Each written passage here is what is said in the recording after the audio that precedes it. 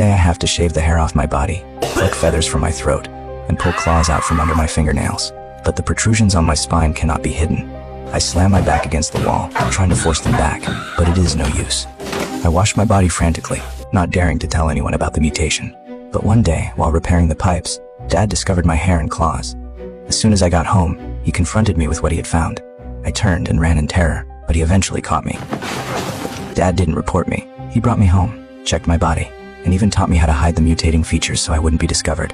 But the mutation only grew more severe. That day, when a classmate handed me food, I instinctively opened my mouth to lick it. The astonished looks from everyone jolted me awake. I hurried away, but then a howl echoed from the woods.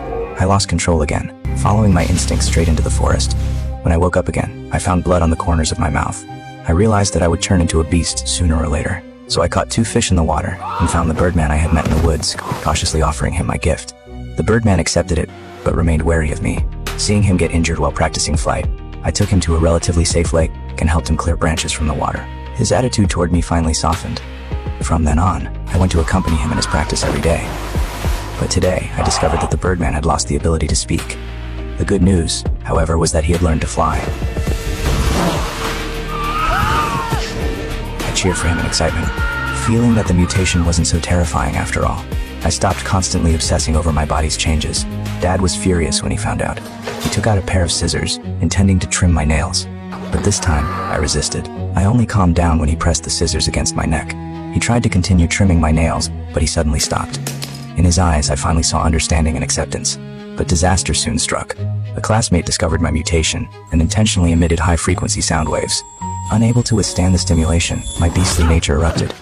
Upon hearing news of a mutant, the hunter arrived quickly. I fled into the cornfield and ran for my life, but I was soon pinpointed by a hunter on stilts. In the critical moment, the birdman suddenly appeared. He guided me from the sky, while I sprinted on the ground. Unable to see me clearly, the hunter aimed at the birdman. I could only watch helplessly as my friend died, and then I was captured. Fortunately, the police mistook me for a normal person, and I only needed to sign a few documents to leave.